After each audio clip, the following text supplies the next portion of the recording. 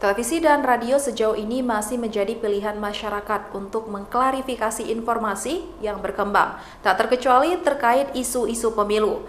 Hal ini disampaikan oleh Efri Rizky Monarsi, Komisioner Komisi Penyiaran Indonesia atau KPI saat membuka diskusi gebrakan literasi sejuta pemirsa di Fakultas Hukum Universitas Syah Kuala, Banda Aceh.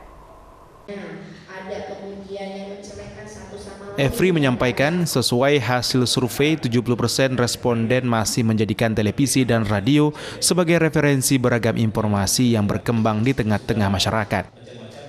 KPI sendiri gencar menggelar sosialisasi maupun edukasi kepada lintas masyarakat terutama jelang pemilu 2024. Masyarakat diharapkan mendapatkan informasi yang baik dan sehat dan bahkan mampu menjadi agen literasi terlebih menjelang pemilu 2024. Sebaliknya, lembaga penyiaran televisi maupun radio diminta tetap menjaga independensi dan integrasi dalam setiap publikasinya. Gerakan literasi sejuta pemirsa ini menjadi salah satu wujud tanggung jawab Komisi Penyiaran Indonesia agar sesuai dengan amanat undang-undang bagaimana kemudian masyarakat bisa mendapatkan siaran yang sehat. Terlebih jelang tahun pemilu 2024, kami berharap bahwa memang masyarakat menjadi terinformasi bagaimana siaran kepemiluan yang sehat yang seharusnya tersaji di layar. Nah, alhamdulillah hari ini bekerja sama dengan Universitas Syah Kuala, Fakultas Hukum, Pak Dekan. Terima kasih banyak, luar biasa telah mendukung kami, Komisi Penyiaran Indonesia Pusat dan juga ada Komisi Penyiaran Indonesia Daerah.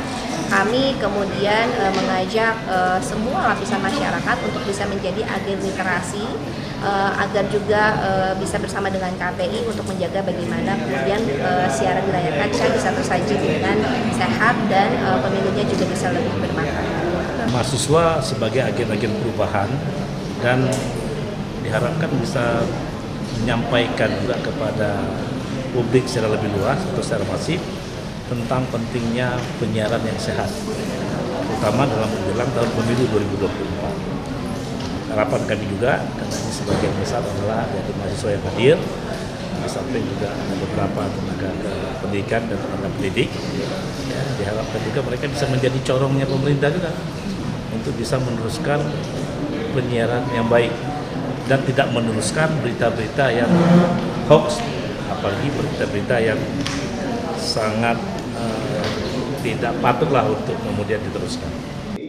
Adapun kegiatan gerakan literasi digital yang digelar KPI kali ini mengambil tema peran masyarakat dalam mewujudkan siaran pemilu sehat.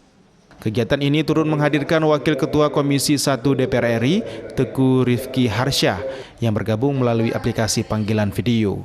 Dari Banda Aceh, Didik Ardiansyah, iNews melaporkan.